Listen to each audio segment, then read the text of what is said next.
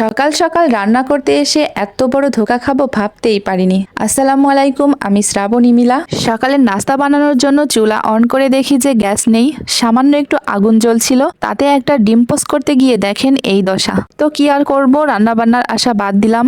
ঘরে কিছু রুটি ছিল আর এই ডিমটুকু আর কলা দিয়ে আমরা খেয়ে নিলাম, কিন্তু এতে আমাদের কিছুই হলো না।